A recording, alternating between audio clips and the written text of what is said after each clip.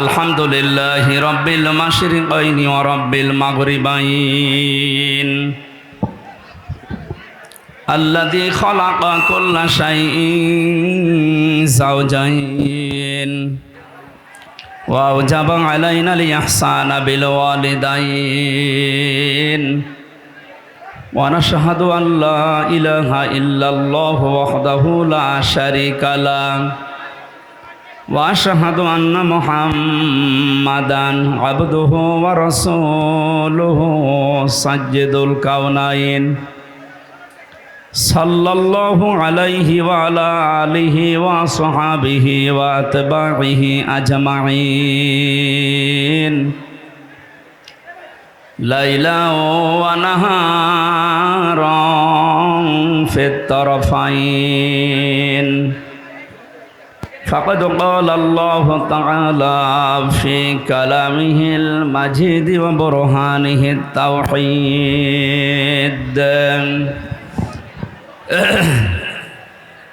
এবার কথা বন্ধ করে তেলাওয়াত করেন আউযু বিল্লাহি মিনাশ শাইতানির রাজিম বিসমিল্লাহির রহমানির রহিম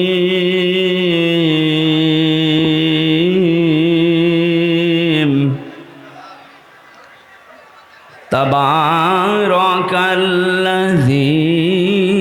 বিয়াদিহিল মুলকু ওয়া হুয়া আলা কুল্লি শাইইন কাদির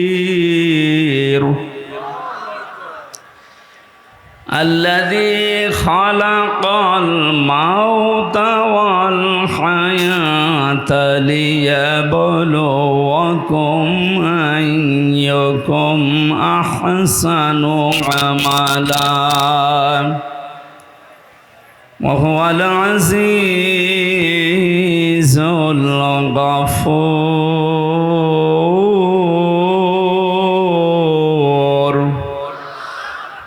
صدقت يا ربنا اللهم صل على سيدنا مولانا محمد وعلى آل سيدنا مولانا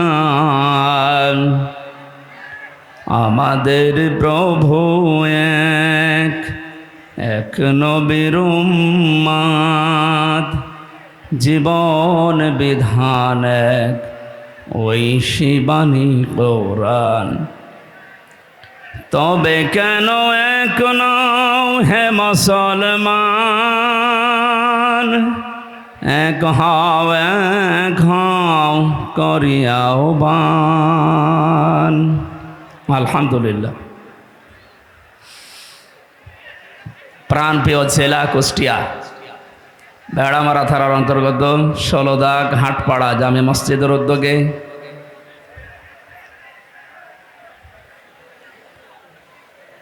এই জায়গার কি এত জটলার এত কথা কেন? হ্যাঁ,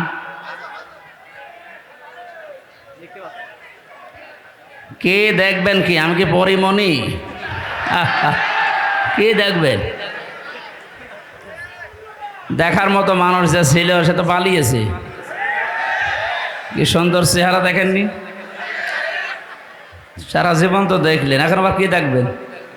যাই দেখেছেন এ পর্যন্ত থাকেন, কালকে ইন্টারনেট থেকে নামিয়ে দেখবেন। বসেন, কথা বলবেন না। আপনি যাই করেন কথা বলবেন না।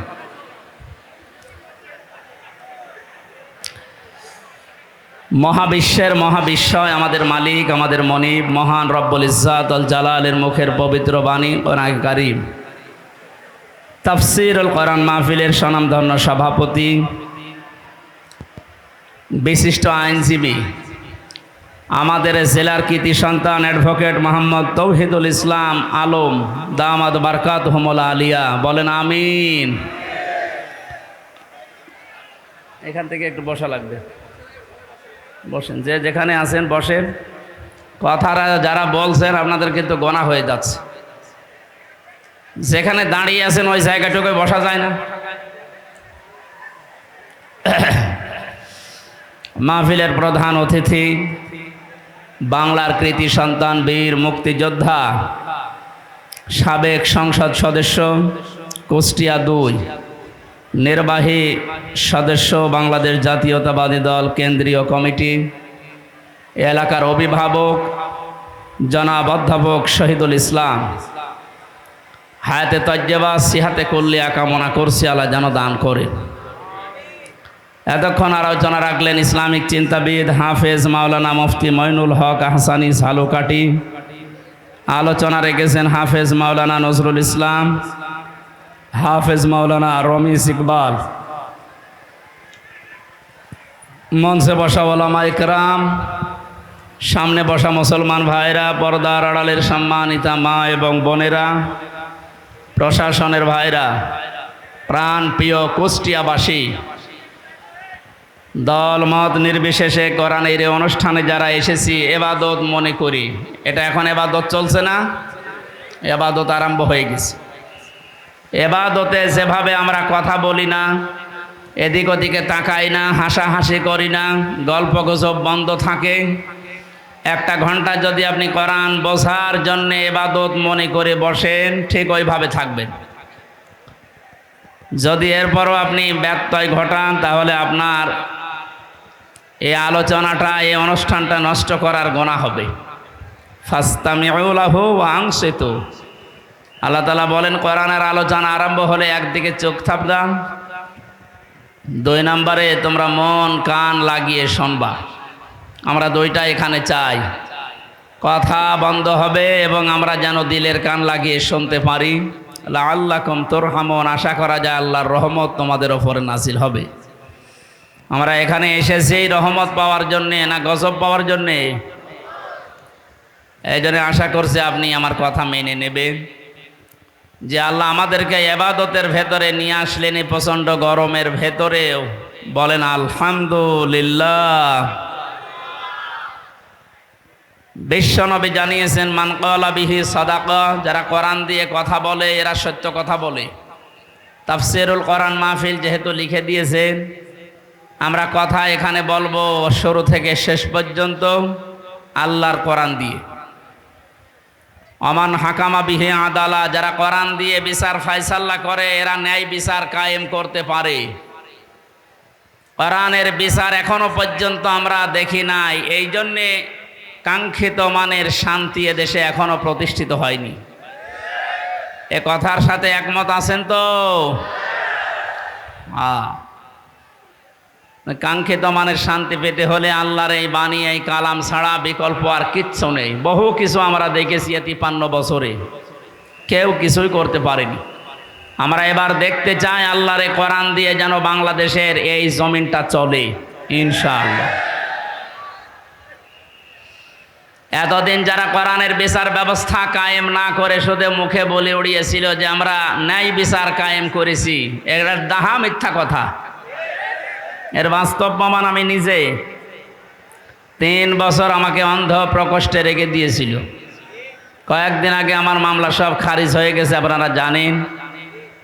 আমি মনে করলাম জিজ্ঞাসা করে বিচারপতিকে যে এতদিন পর্যন্ত আপনার এই আদালতে আমার মামলা আসতো যেত, কি আপনি একদিনও দেননি, আজকে যে একেবারে খালাস করে দিলেন।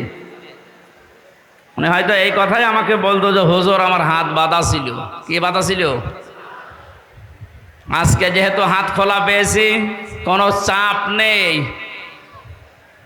আমার কোনো চিন্তাও নেই। সুতরাং এই দেশটাতে ন্যায় বিচার কায়েম করতে হলে এ দেশে যত চাপ আছে উপরের সব চাপ বন্ধ করা লাগবে। ছাত্র জনতা জীবন দিয়েছে যে 9টা কারণে, তার ভেতরে এটা অন্যতম, যে কোনো চাপ থাকবে না। কিসের চাপ?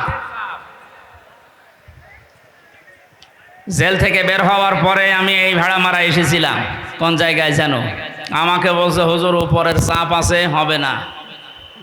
আমিও বলেছিলাম আপনার চাপ সর্বোচ্চ এ জেলার যিনি দায়িত্বে আছেন, আমাদের মাননীয় এমপি যিনি পালিয়েছেন, ওই পর্যন্ত। আর আমার চাপ তো সরাসরি আরশ পর্যন্ত। আরশ থেকে ঘোষণা এসেছে আল্লাহর পক্ষ থেকে ইন্নাল্লাযীনা ইয়াকতুমুনা মা আনজালনা মিনাল বায়্যিনাতি ওয়াল হুদা মিন বা'দি মা বায়্যানাহু লিন-নাসি ফিল কিতাব উলাইকা ইয়ালআনুহুমুল্লাহ ওয়া ইয়ালআনুহুমুল লাঈনুন। সূরা বাকারা 159 নম্বর আয়াতে আছে। 2 নম্বর পারার 3 নম্বর পৃষ্ঠা 4 নম্বর লাইনে পাবেন তাফসিরে ইবনে কাসির আর ফি জিলালিল কোরআনের ব্যাখ্যা। আল্লাহ পাক বলেন, নিশ্চয় যে বা যারা গোপন করছে ভবিষ্যতেও করবে। ইয়াকতুমুনা এই শব্দটা আল্লাহ গঠন করেছেন, বানিয়েছেন 2টা কাল দিয়ে, বর্তমান ভবিষ্যৎ, প্রেজেন্ট ফিউচার। তার মানে এখন যারা আমরা গোপন করছি, ভবিষ্যৎ বলতে কিয়ামত পর্যন্ত আমরা যারা এই কোরআনের কথা জানার পরেও গোপন করে রাখবো। আল্লাহ পাক বলেন, এই মানুষগুলোর ওপরে আমি আল্লাহ নিজে না, আমার যত সৃষ্টি জগৎ আছে সবাই এর জন্য লানত দেয়, বরদোয়া করে। আপনি কোরআনের কথা প্রচার করতে আসতে গেলে বলতেন উপরের চাপ আছে, আপনার চাপ খুব বেশি হলো এই পর্যন্ত, তা আমাকে যিনি চাপ দিয়েছেন তিনি আমার মালিক, এমন কড়া কথা জানিয়েছেন। কোরআন জানার পরে যদি কেউ গোপন করে রাখে, এর সঠিক কথাগুলো, হক কথাগুলো না বলে, শুধু আল্লাহ নিজে না, যত সৃষ্টি আছে সব তার জন্য বরদোয়া করে। বলেন নাউজুবিল্লাহ। আমার এই আয়াতটা ব্যাখ্যা সহ পড়ার পরে মনে হয়েছে এদেশে লক্ষ কোটি মানুষেরা এখন আল্লাহর বরদোয়ার ভেতরে আছে। ইয়াতের ব্যাখ্যায় আমি হাদিস পেয়েছি, বিশ্ব নবী জানিয়েছেন, বাল্লিগু আন্নি ওয়ালাউ আয়া। নবীজি কিন্তু বাল্লিগ দেননি। কুষ্টিয়াবাসী, এখানে আমার মনে হয় অনেক আলেম এসেছে, 2 পাশে বসে আছে, স্টেজে আছে। বাল্লিগু বহু বচন দিয়েছেন। এ বাল্লিগুর ভেতরে হামজা যেমন আছে, অধ্যাপক শহীদুল ইসলাম নেই। আসতে বলেন। আজকের আলম সাহেব নেই। এ পৃথিবীতে যে আল্লাহ বলে একজন আছে স্বীকার করে, সেই এই বাল্লিগুর ভেতরে শামিল। তোমরা প্রচার করো সবাই মিলে, আন্নি আমার পক্ষ হতে, ওয়ালাউ আয়া যদি একটা আয়াত তোমাদের জানা থাকে। প্রাণ প্রিয় কুষ্টিয়াবাসী, আপনাদেরকে আমি বাঁচাতে চাই। কোরআনের চোখ লাগিয়ে দেখতে পাচ্ছি এই হাদিসটা কিয়ামতে আমাদের বিরুদ্ধে যাবে। সবাই মিলে এই দায়িত্ব পালন করো, যে যতটুকু জানো, যতটুকু জানা আছে ওইটাও দুনিয়ায় জীবিত থাকতে পৌঁছিয়ে দাও। এ ঘোষণা কার? রসুলের। কার? আল্লাহর আদেশ মানা যেমন ফরজ, রসুলুল্লাহর আদেশ মানা কি? বলেন বলেন। নবীজির আদেশ মানাও ফরজ, কারণ তাকে আল্লাহ শারিআ বানিয়েছেন, শরীয়ত প্রণেতা। তিনি যদি হ্যাঁ বলতেন, তামাম দুনিয়ার মানুষের জন্য ওটা হালাল। যদি না বলতেন, তামাম দুনিয়ার মানুষের জন্য ওটা হারাম হয়ে যেত। এত বড় পাওয়ার দিয়েছিলেন আল্লাহ পাক নবীকে, পৃথিবী থেকে শুধু পা তুললে আসমানে চলে যেতেন।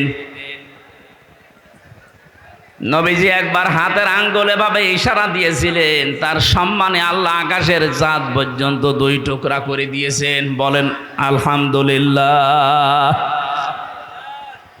এত বড় পাওয়ার যে নবীকে দিলেন, তার কথা ছিল সবাই মিলে পৌঁছাবা, কেউ যেন বাকি থাকবা না। একটা আয়াত যদি তোমার জানা থাকে, ওইটাও জীবিত থাকতে পৌঁছিয়ে দাও আমার উম্মতদের কাছে।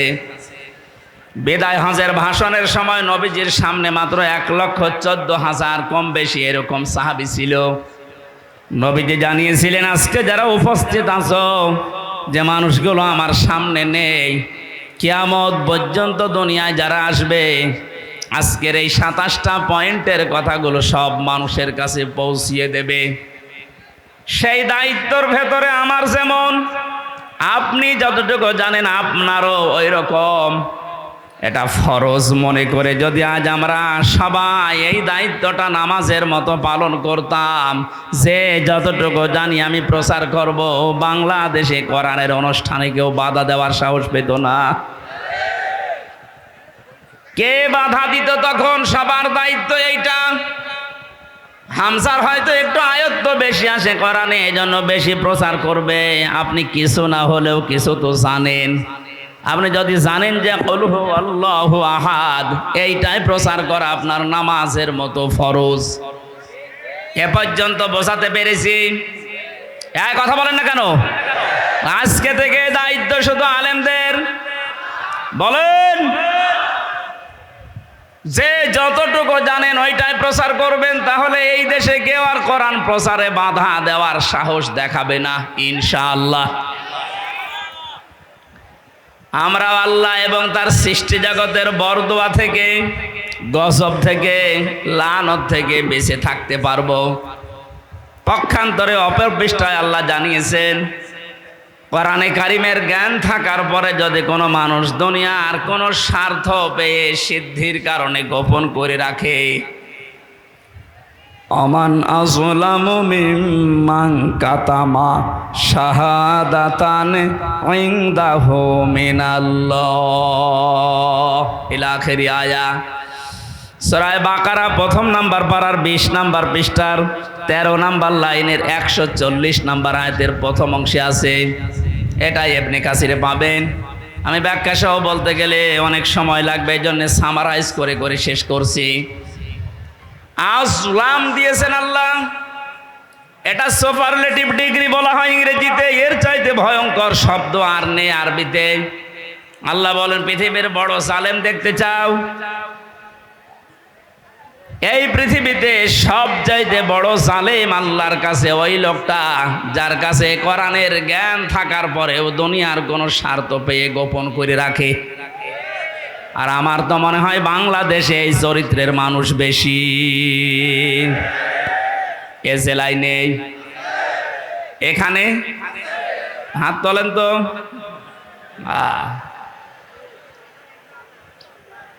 আপনি আল্লাহর ভাষায় বড় জালেম হয়ে উঠবেন কিয়ামতে। আমি সেদিন মিরপুরে জালেমের ব্যাখ্যায় বলেছিলাম, জালেম এই শব্দটা এত ঘৃণিত আল্লাহর কাছে, আল্লাহ নিজে জালেমদের বিরুদ্ধে মামলা দায়ের করবে। কুষ্টিয়াবাসী, সূরা শূরা 42 নম্বর আয়াতের প্রথম অংশ, ইন্নামাল মুমিনুন্নামাস সাবিলু আলাল্লাযিনা ইয়াযলিমুনান নাস। আল্লাহ পাক বলেন, অবশ্যই আমি নিজে মামলা দেব, নিজে কেস করব, অভিযোগ দায়ের করব তাদের বিরুদ্ধে যারা এই দুনিয়াতে মানুষ হয়ে মানুষের উপরে অত্যাচার করছে এবং করবে। আল্লাহ ইয়াসলিমুনাল মুসলিমুনা দেননি যে মুসলমানদের উপরে শুধু অত্যাচার করে তারা আমার মামলার আসামি না। ইয়াসলিমুনান নাস, পৃথিবীতে যে কোনো ধর্ম অনুসরণ করতেই পারে, কিন্তু তো মানুষ ও কি মানুষের উপরে যারা জুলুম করছে ভবিষ্যতেও করবে। কেন ভবিষ্যৎ দিলেন? আল্লাহ জালিম না দিয়ে ইয়াসলিমুন দিলেন কেন? পৃথিবীতে এখনো অনেকে জুলুম করছে, এমনকি এই পৃথিবীতে অনেকে এখনো টার্গেট নিয়ে আছে ভবিষ্যতে জুলুম করবে। এটা আমি বেশি বলে ফেললাম। অনেকে যে জুলুম করবে তার ভাবসাব দেখে বোঝা যাচ্ছে। জালেমরা তো পালিয়েছে। জালেমের পরে 5 তারিখ থেকে আজকের এই 9 তারিখ, 1 মাস 4 দিনে আমরা অনেককেই জুলুমের সাথে জড়িত হতে দেখে ফেলেছি। এখন যদি আপনি জুলুম শুরু করেন, থালা হাতে পেলে কি করবেন? সুতরাং আপনি থামেন। যারা জুলুম করছেন তাদের সর্বোচ্চ নেতা বারবার ওখান থেকে ভিডিও বার্তা পাঠাচ্ছে যে থামেন। এ দলের নাম নিয়ে কেউ যদি জুলুম করে, অত্যাচার করে, ছিনতাই করে, যে কোনো কাজ করে, এর জন্য দল দায়ী না, সে তার নিজের জন্য দায়ী। এদেশের মানুষ কন্যা নামে যিনি পরিচিত ছিলেন আমরা দেখেছিলাম, বাতাস একটু ঘুরে গেছে তখন ইনি ভিডিও বার্তা দিয়েছে ছাত্রলীগ এটা আওয়ামী লীগের কোনো অঙ্গ সংগঠন না। এত আদর মহব্বত দেখতাম, অথচ বাস্তবতায় একটু বাতাস ঘুরেছে। তাই যদি এই পরিচয় দিয়ে ওরা আমাদের দলের কেউ না, অঙ্গ সংগঠন না, যিনি অলরেডি এখন ঘোষণা দিতেই আছে প্রতিদিন কিছু মানুষের কাজ কারবার দেখে, এরপরও যদি আপনি সংশোধন না হন আপনারও কপালে জালেমদের মতো আগুন লাগবে। আমি আর নিচে নামলাম না, নাকি আরো নামবো? না না, অত নিচে নামা ঠিক হবে না, কারণ এখনো তো ভালো শুরু হয়নি। এই আয়াত দিয়ে যেটা শিক্ষা দিতে চাই, কুষ্টিয়াবাসী 64 জেলার ভেতরে কুষ্টিয়া আমার কাছে প্রিয়, কারণ এখানে আমার জন্ম। সব জেলার চাইতে আপনাদেরকে বেশি ভালোবাসে একটু, কারণ এখানে আপনাদের সাথে আমার সম্পর্ক একটু বেশি। কথা বলেন ঠিক কিনা? আশা করছি আপনি বুঝেছেন। জালেমরা কিন্তু হামজার টার্গেট না, জালেমরা টার্গেট আল্লাহর। সুতরাং 15.5 বছরে যিনি জুলুম করেছেন, আমি 11টা ফেরেশতা দেখেছি। প্রথমেই যেটা দিয়ে শুরু হয়েছিল মিডিয়ার 950-র উপরে আমার সাথে জেলখানায় 3টা বছর অনেককে দেখেছি। দীর্ঘ শ্বাস যখন ফেলতো ডাক দিয়ে বলতো, হামজা ভাই আর 1 মাস পরে রিটায়ার্ড হয়ে যাব, অথচ 14 বছর জেলে আছি, কিচ্ছু জানি না। আপনি এই শ্বাসটা কিভাবে নষ্ট করবেন? মাজলুম যদি কোনো কথা মুখ দিয়ে একবার বের করে ফেলে, আল্লাহর নবী জানিয়েছেন ইত্তাকি দাওয়াতাল মাজলুম ফাইন্নাহা লাইসা বাইনাহু ওয়া বাইনাল্লাহি হিজাব। মুসলিম শরীফের হাদিস। নবীজিকে দিয়ে আল্লাহ বলাচ্ছেন, নবী আপনি বলেন, হে পৃথিবীর মানুষেরা যা করো করো, কিন্তু মাজলুমের বরদোয়া থেকে নিজেকে বাঁচিয়ে রাখবা। কারণ মাজলুম যদি এরকম কোন শব্দ বের করে ফেলে, ওটা সঙ্গে সঙ্গে আরশে চলে যায়। কত মাজলুমের চোখের পানি জেলখানার অন্ধপ্রকোষ্ঠে পড়ছে। এ পৃথিবীতে দেখলাম এই বাংলাদেশ নামে একটা দেশ, এখানে 1628 জন মানুষ এই চেয়ারে বসে দায়িত্ব পালন করছে। মেন যারা, বাস্তবে দেখেছিলাম এই 1628 জনের ভেতরে 1627 জনের হাত বাঁধা, একজনের হাত খোলা ছিল। একজনের হাত খোলা ছিল আবু সাইদের। হ্যাঁ, ওর হাত যদি খোলা না থাকবে এভাবে করে দিল কি করে?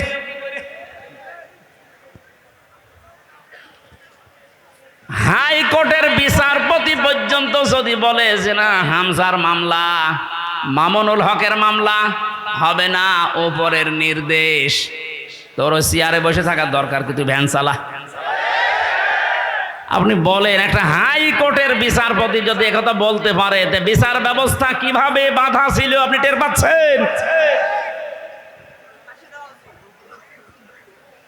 একটা দেশ কত বড় দুর্নীতিগ্রস্ত হয়ে গেলে জাতীয় মসজিদের ইমাম পর্যন্ত পালিয়ে যায়। আর কার নাম বলবেন?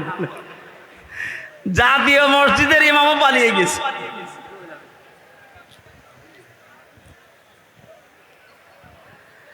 কুষ্টিয়াবাসী, আমি আবার বলছি যে এই মানুষগুলো, এই 1628 জন, এদের দোসর যারা, সব আল্লাহর মামলার আসামি। বাদী যত বড় হয় মামলা তত কঠিন হয়।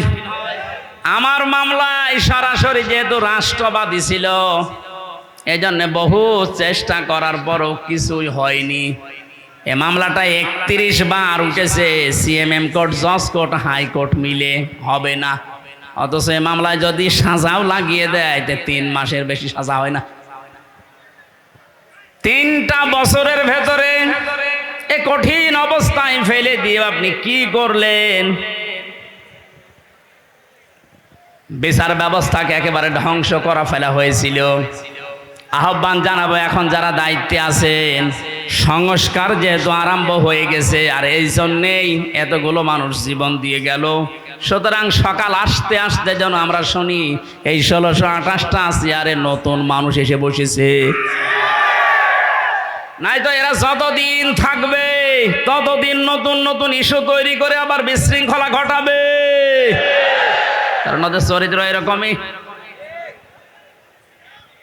আপনি বাস্তবতা দেখেছেন, এরপরও অনেকে জালেমের পক্ষে সাফাই গাচ্ছে, স্ট্যাটাস দেয়, এখনো গোপনে ভিডিও বার্তা পাঠাচ্ছে। আপা আপনি পাল্টাবেন না, আপনি ঘাবড়ায়েন না, আমরা আছি। আপনি ঘাবড়ালে আমরা নরম হয়ে যায়।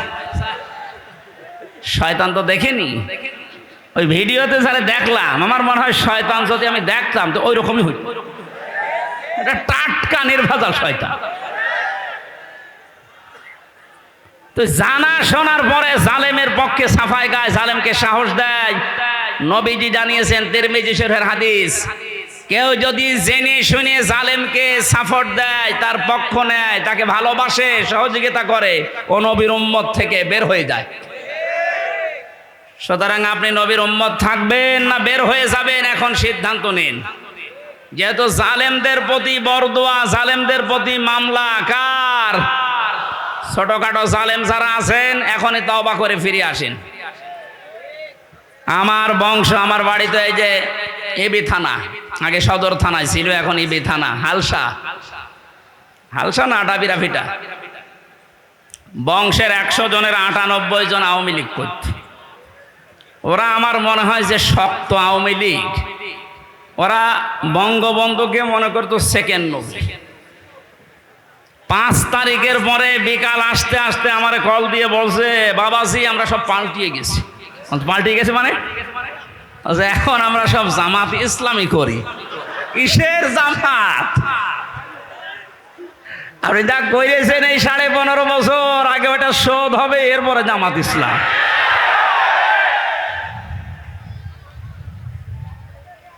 না তারপরেও এরা যাক সেকেন্ডে পাল্টিয়েছে, চলিয়েছে। এই জন্য যারা ছোটখাটো জালেম আছেন, হালকা পাতলা, আপনারা আশা করছি ফিরে আসবেন, নয়তো মৃত্যুর গড়গড়ানি শুরু হলে জালেমদের কিন্তু আর কালেমাও নসিব হবে না। বেঈমান হয়ে আবাদান আবাদান চিরকালের জন্য জাহান্নামে থাকা লাগবে। কথা বলেন ঠিক কিনা?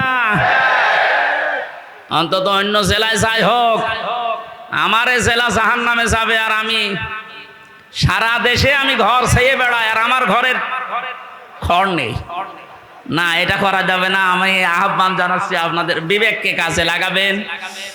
জালেমদের পক্ষে আমরা কোনোদিন ছিলাম না, ইনশাল্লাহ সামনে কিয়ামত পর্যন্ত এই বাংলাদেশে জালেমদের পক্ষে আমরা থাকবো না ইনশাল্লাহ।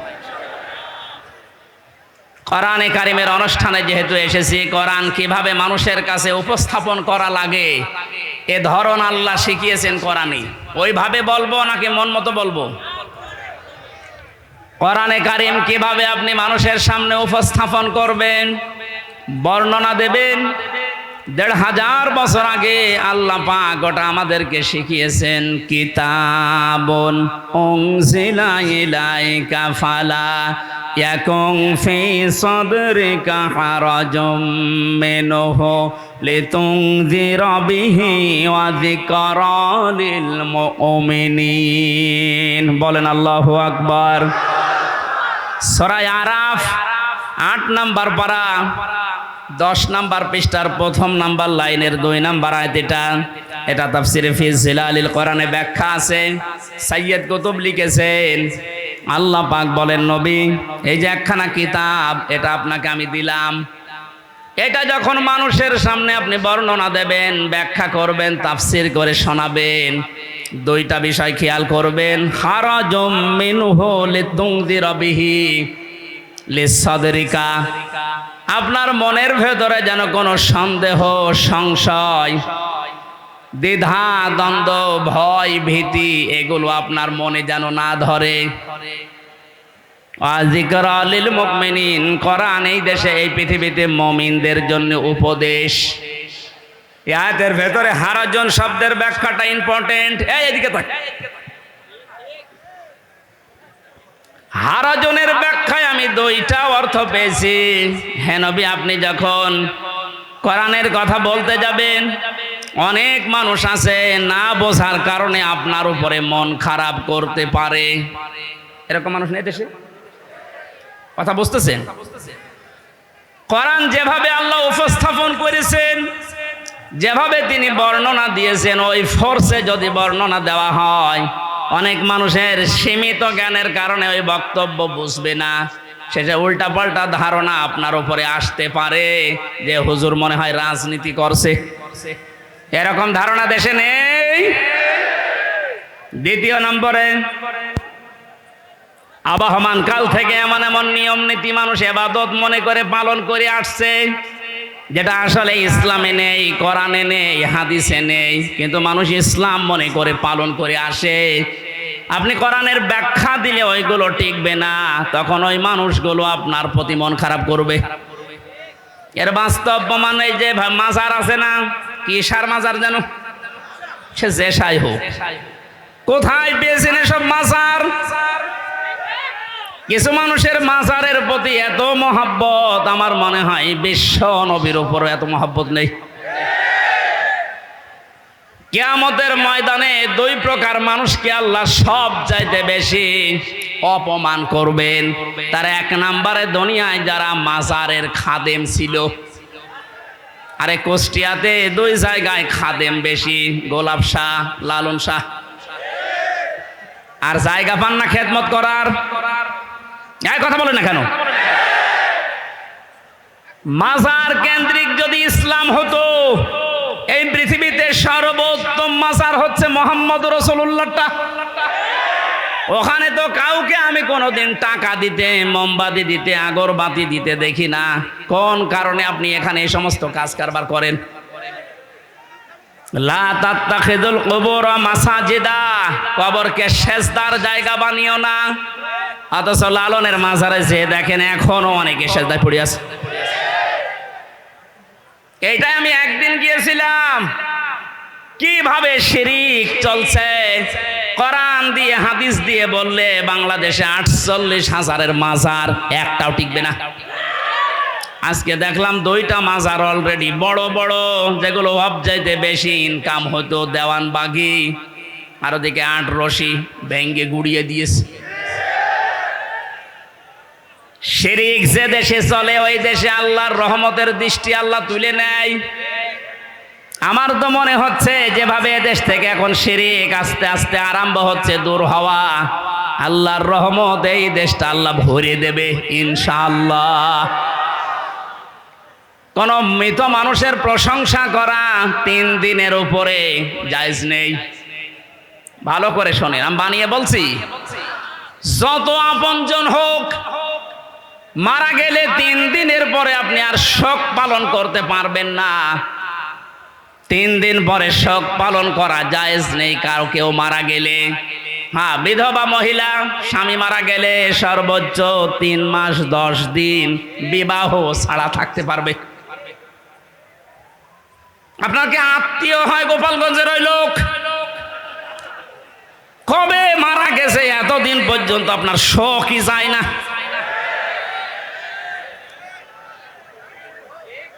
আপনাকে রাগ হয়ে গেল, তাহলে হাদিস কেটে বাদ দিয়ে দিন। আমি তো গোপন করলে আমার সমস্যা হবে, কিয়ামতে আমার জিহ্বা কেটে দেবে। কথা বলুন, আমি আপনাকে বাঁচাতে চাচ্ছি।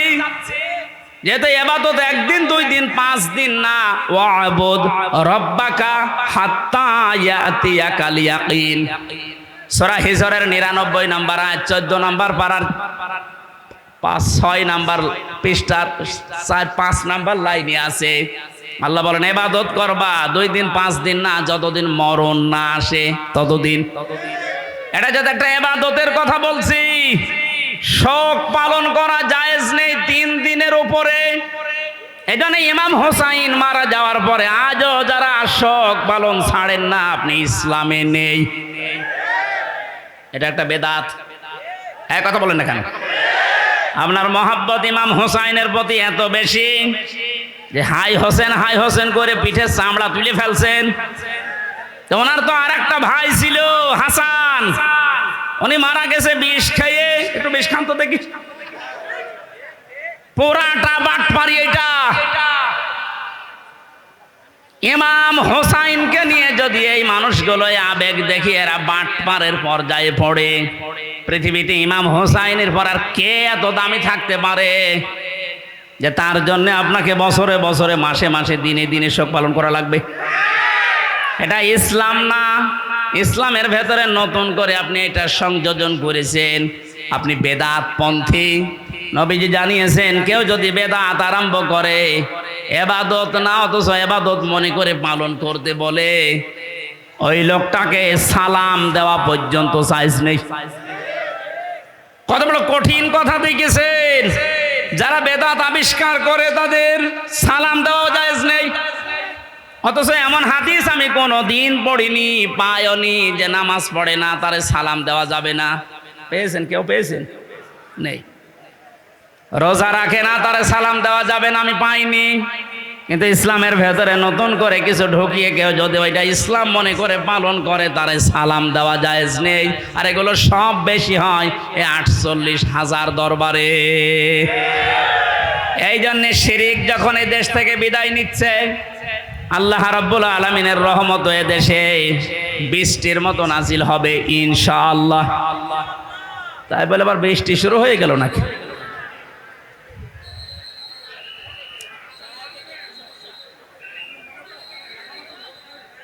এই কারেন্টে ধরিস?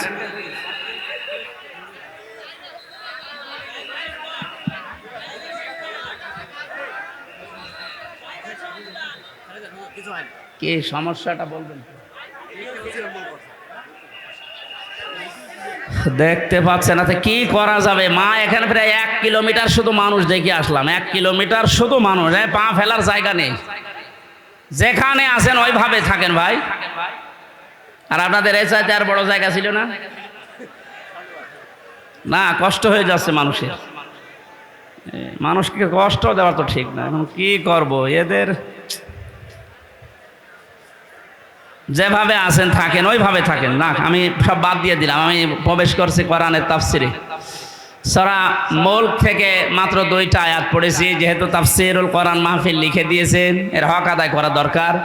আমরা তাফসির আকারে আরম্ভ করছি ইনশাআল্লাহ।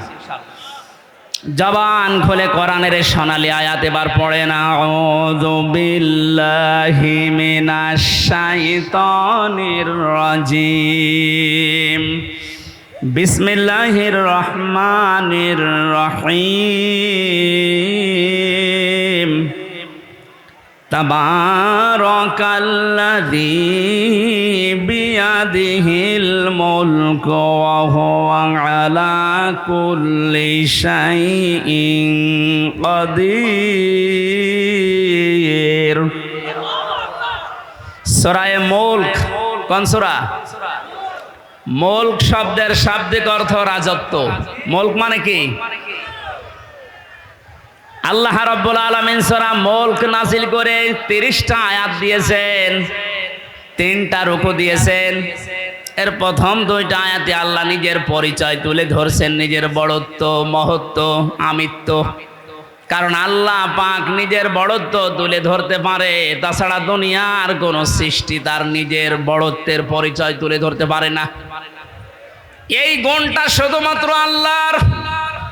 কারণ অহংকার করা, বড়ত্ব করা এটা আল্লাহর চাদর, ইজার। কেউ যদি অহংকার করে, বড়ত্ব দেখায়, সে যেন আল্লাহর চাদর নিয়ে টানাটানি করে।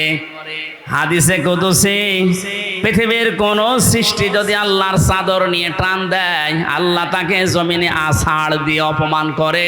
এর বাস্তব প্রমাণ এই 5 তারিখের আগে জালেমরা ধরাকে সারা জ্ঞান করে এমন কোনো বিষয় নেই, বিভাগ নেই যেখানে ওরা অহংকার আর তাকাব্বরি, বড়ত্ব দেখায়নি।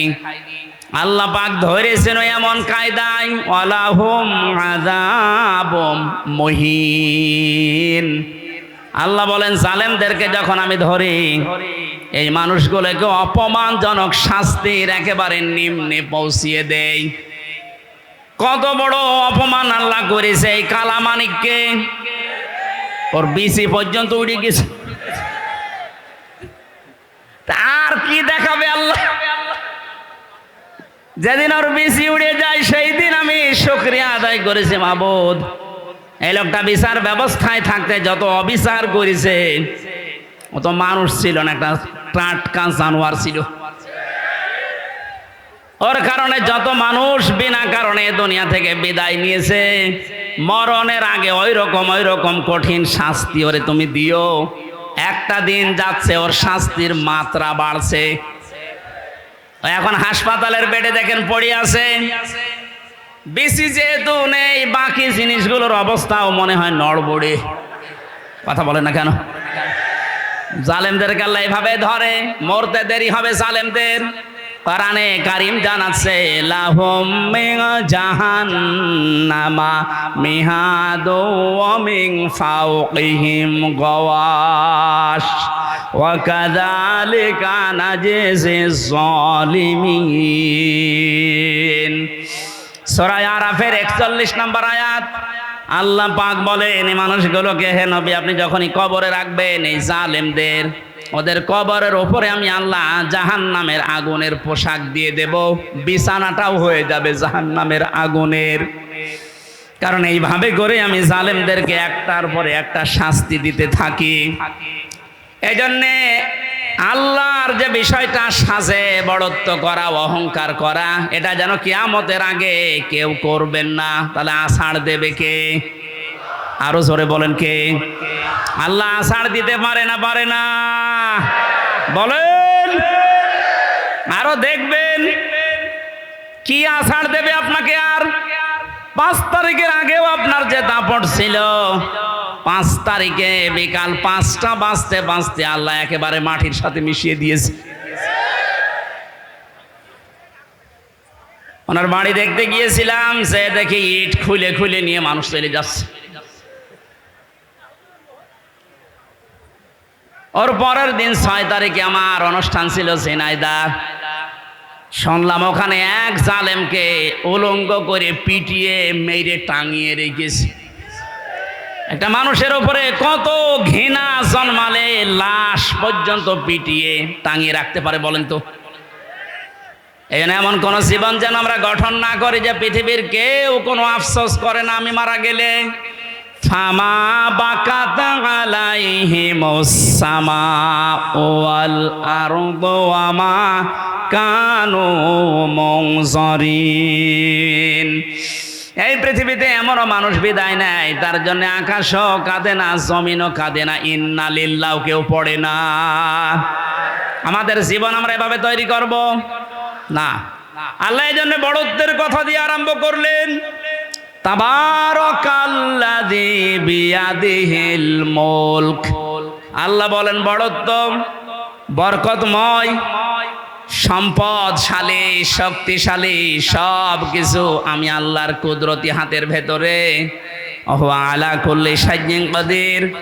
সব কিছুর উপরে একচ্ছত্র ক্ষমতা আমি আল্লাহর, আর কারো নেই। এ বিশ্বাসটা যার ভেতরে যত বেশি জন্ম নেবে, সে তত বেশি বিনয়ী হবে। আর এই বিশ্বাস যার ভেতরে যত বেশি কম থাকবে, ওই মানুষগুলো তত উগ্র হবে। কথা বলেন ঠিক কিনা? আল্লাহ আমাদের এই বিশ্বাসটা যেন হযরত ওমরের মতো ভরপুর করে দেন, বলেন আমিন।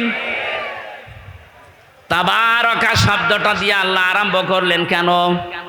মানুষ যে সমস্ত বিষয়ে আল্লাহকে দোষ দিতে পারে, সমস্ত দুর্বলতা, অক্ষমতা, দোষ, যত রকমের আয়েব আছে, সব থেকে আমার আল্লাহ নিজে মুক্ত, পবিত্র।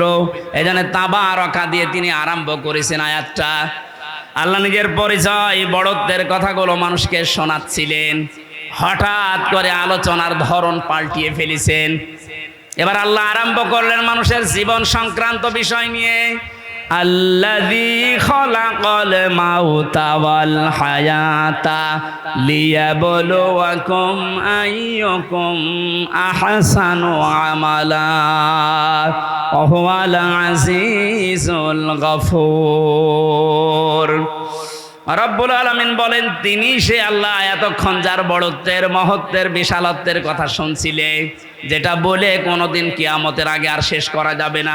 এত বড় আল্লাহ, সব দিকে তার ক্ষমতা আছে, চলছে, চলবে ইলা ইয়াউমিল কিয়ামা, কিয়ামত পর্যন্ত। এবার আল্লাহ আস্তে করে আলোচনার ধরন পাল্টিয়ে তিনি বললেন, তিনি সে আল্লাহ যিনি তোমাদের মউত আর হায়াত বানিয়েছেন, যেন তিনি পরীক্ষা করতে পারেন তোমাদেরকে, তোমাদের ভেতরে কে সবচাইতে বেশি ভালো কাজ করে তার কাছে যেতে পারে। ওয়াল আজিজুল গফুর, তিনি হচ্ছেন আজিজ এবং গফুর। এই ছিল বাংলা অর্থ। এবার আসেন আমরা ব্যাখ্যার দিকে যাচ্ছি। আল্লাহ বানিয়েছেন সর্বপ্রথম মানুষের মউত, তারপরে হায়াত। আল্লাহ হায়াত না বলে আগে মউতের কথা কেন দিলেন?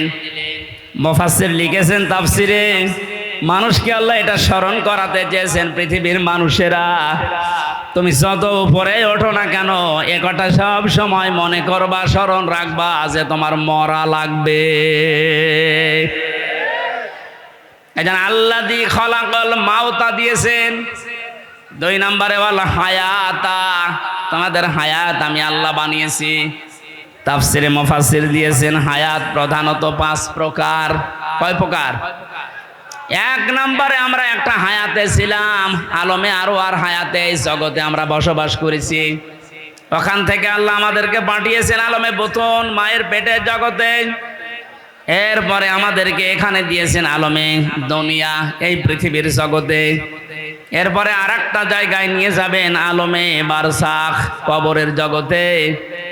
এরপরে সর্বশেষ একটা জগৎ আরম্ভ হচ্ছে, শুরু হবে, শেষ হবে না, আলমে আখেরা।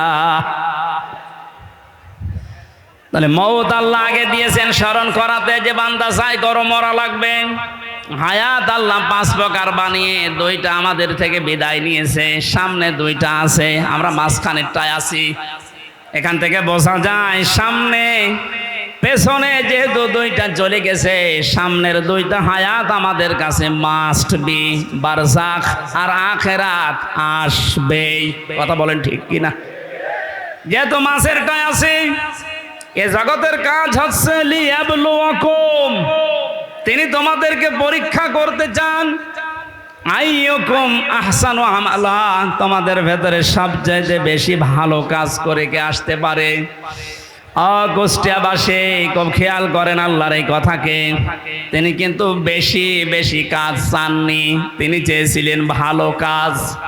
কি কাজ?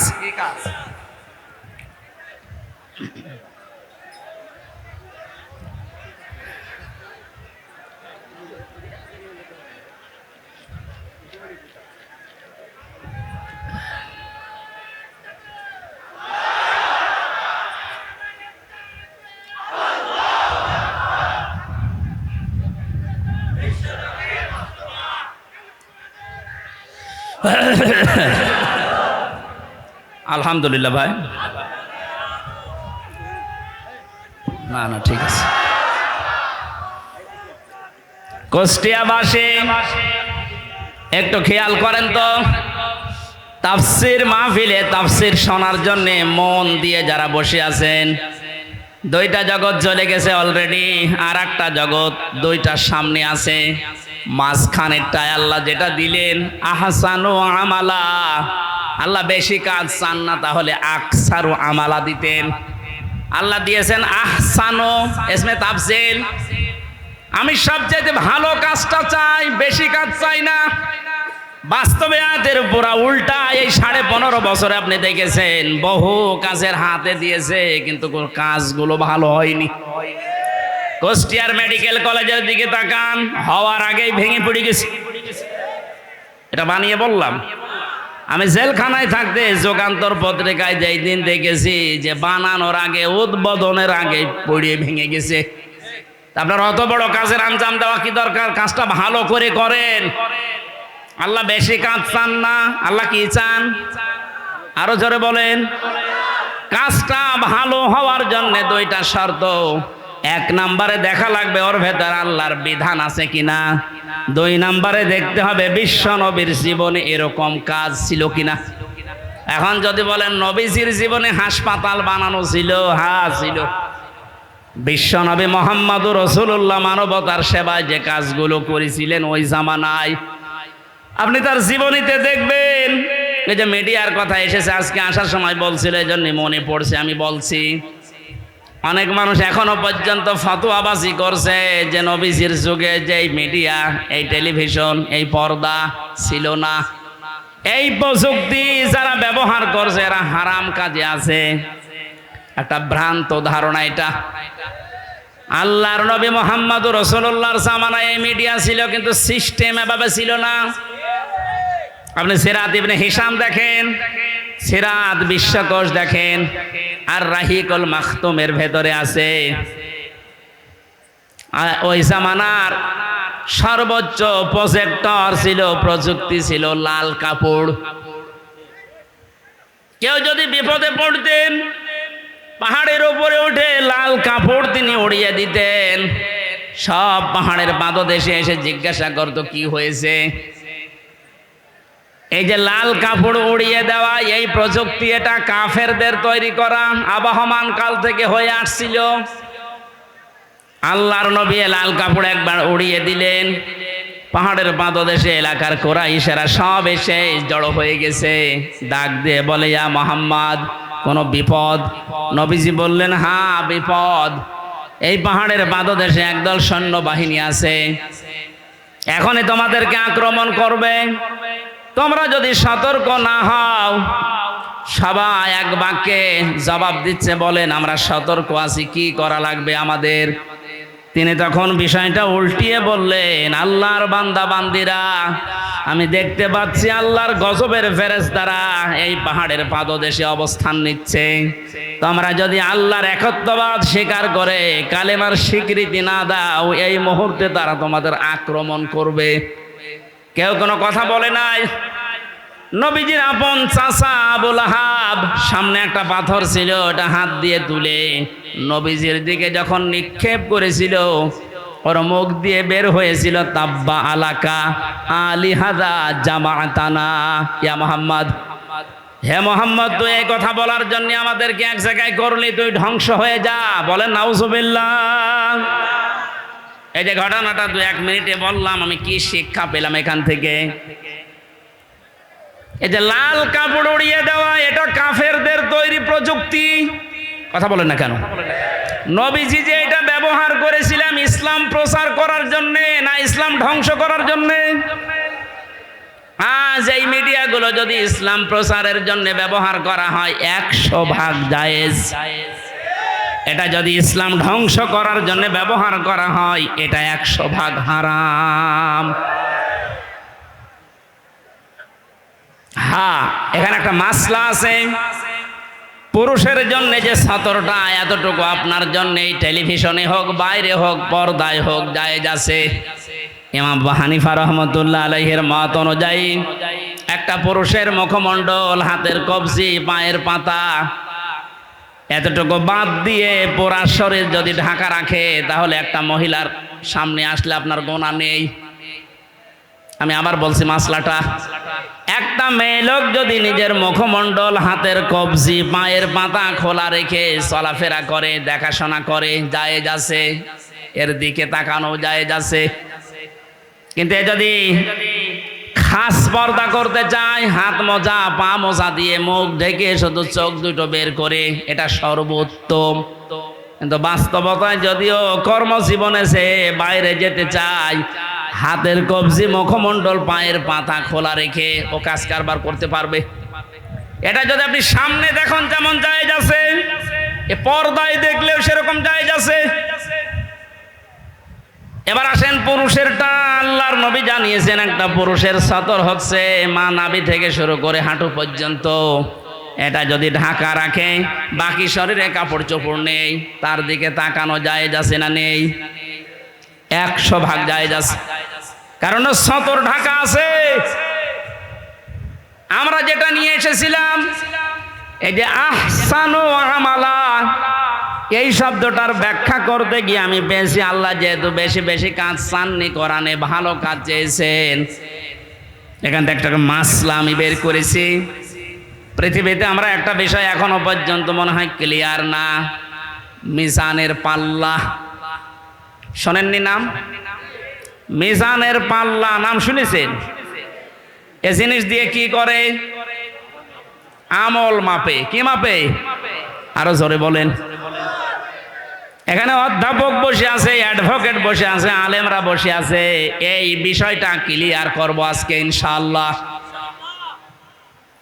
কোরআনে কারিমে মাপার যন্ত্রের যে সমস্ত নাম আমরা পেয়েছি, ফাম্মা মান সাকুলাত মাওয়াজিনুহু ফাহুয়া ফি ঈশাতির রাদিয়া ইলা আখিরি আয়াত।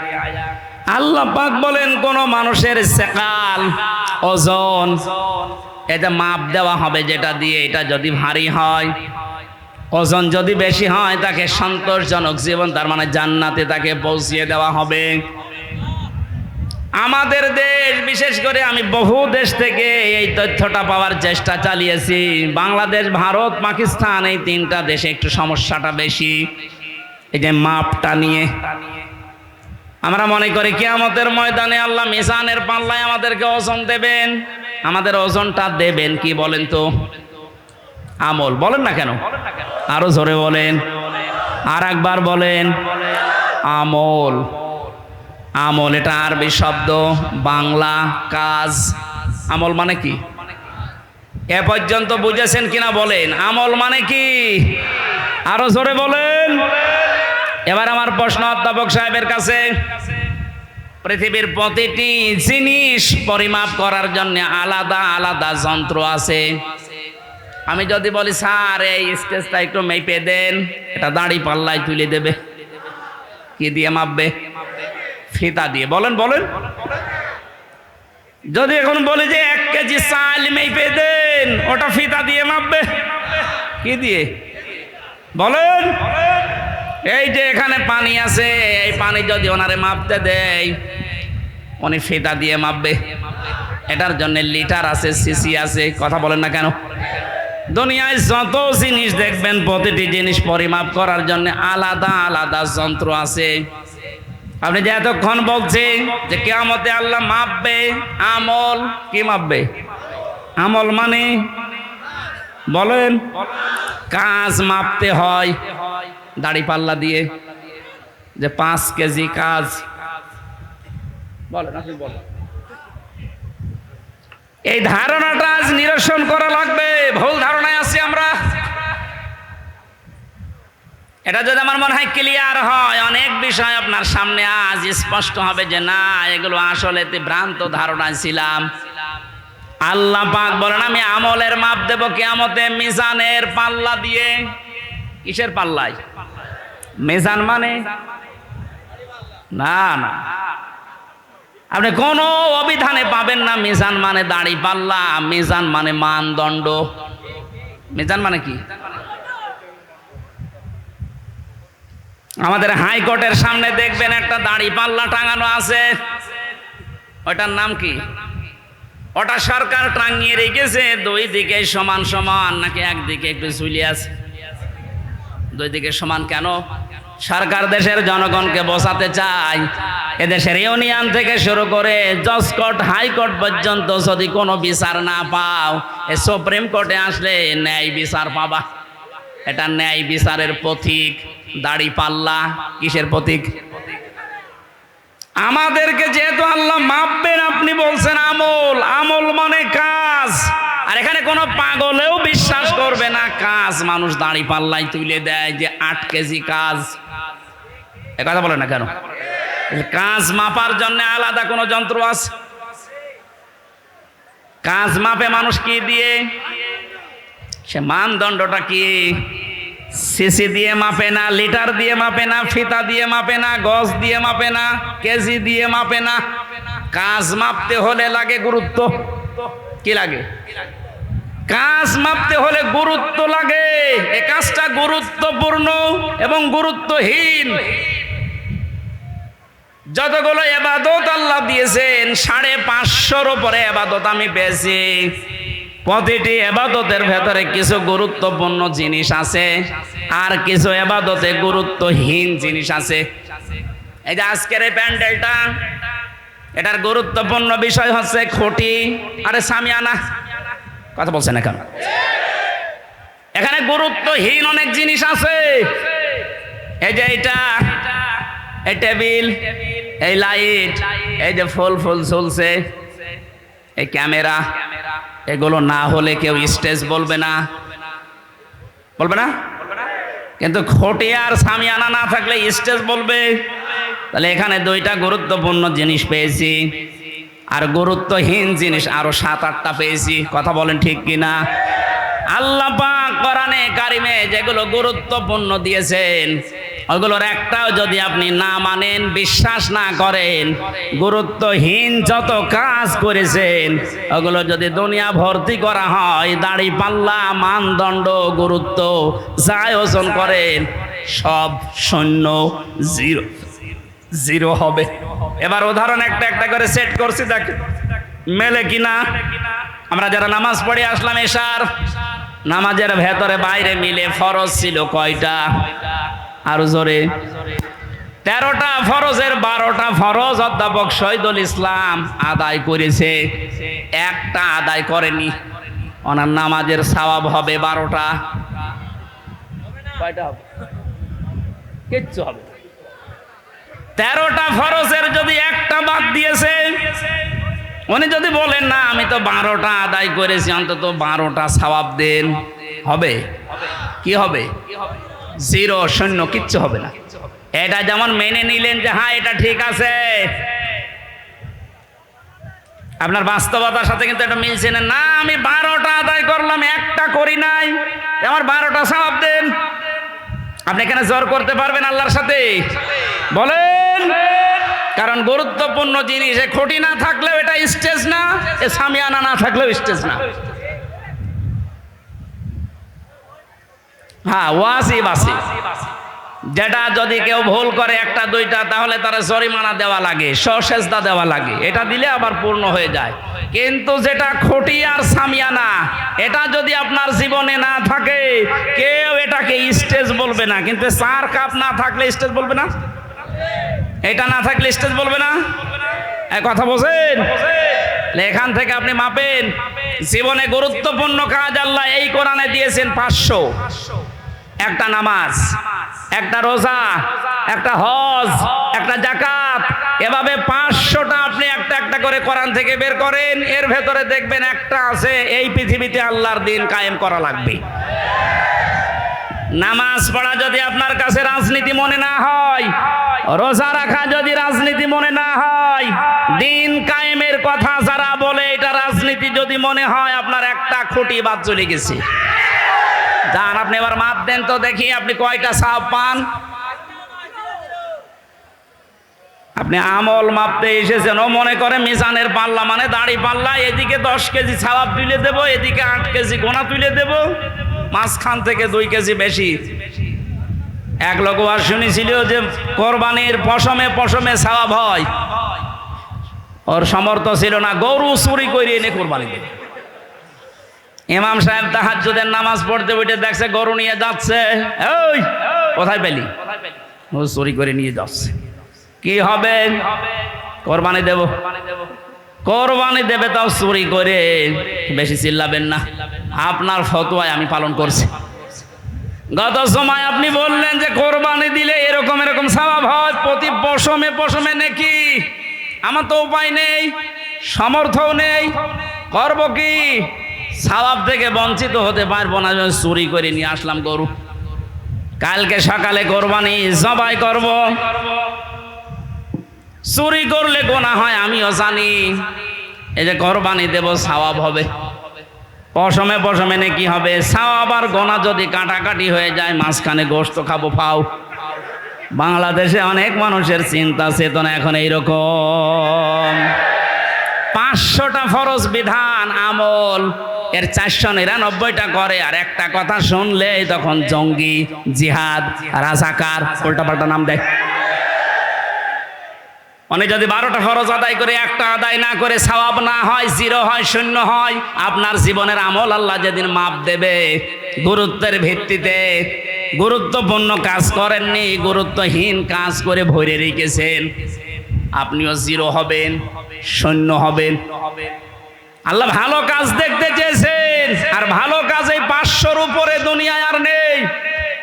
এখন যদি 500 আয়াতের ব্যাখ্যা ভালো কাজগুলো একটা একটা করে করা হয়, আমি যতগুলো ভালো কাজ দুনিয়ায় কোরআন থেকে বের করতে পেরেছি, একটা বই আছে, আমি জেলখানার ভেতরে, এটিএম আজহারুল ইসলাম সাহেব আমাকে পাঠিয়েছিল যে হামজা এটা পড়ো, খুব গুরুত্বপূর্ণ তথ্য এর ভেতরে আছে। সৌদি আরবের লেখক একজন, প্রোডাক্টিভ মুসলিম। এ বইটার ভেতরে ইংরেজিতে করা, আরবিতে করা ভার্সন দেওয়া আছে। পড়াটা পড়ে এই 3 বছরের ভেতরে মনে হয় 7-8 বার আমি শেষ করেছি। এখান থেকে যে তথ্যগুলো পেয়েছি তার অন্যতম এইটা, কোনো মানুষ যদি ভালো কাজ করতে চায়, কোরআনের উপরে দুনিয়ায় কোনো ভালো কাজ, আরো জোরে বলেন, আমান আমিলা বিহি উজিরা, যারা কোরআন দিয়ে কাজ করবে এদের কাজের পুরস্কার আল্লাহ নিজে দেবেন। জোরে বলেন আল্লাহু আকবার।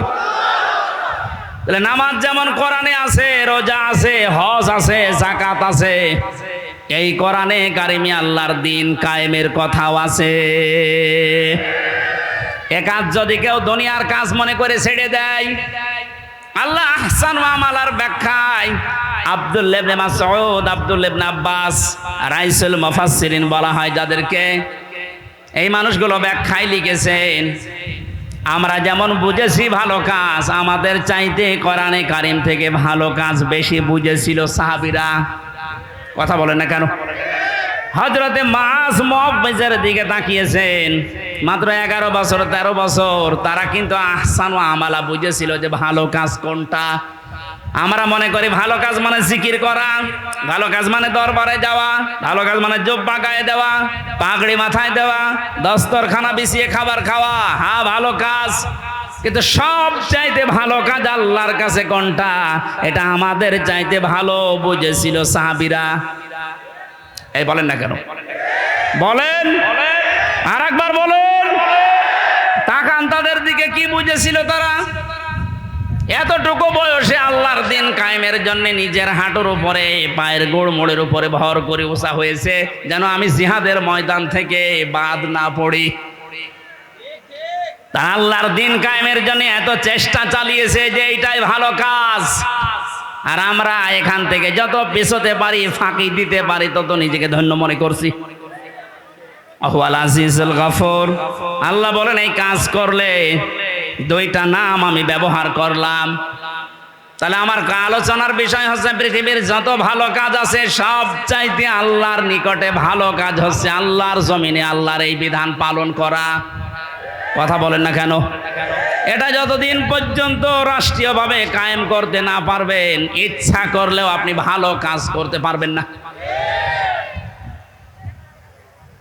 এ কাজ করতে গিয়ে যদি ভুল ত্রুটি হয়ে যায়, কোনো দোষ ত্রুটি হয়ে যায়, আল্লাহ বলেন আমি আজিজুল গফুর, আমি তোর জন্য গফুর হয়ে দেখা দেব, অপরাধগুলো মাফ করে দেব।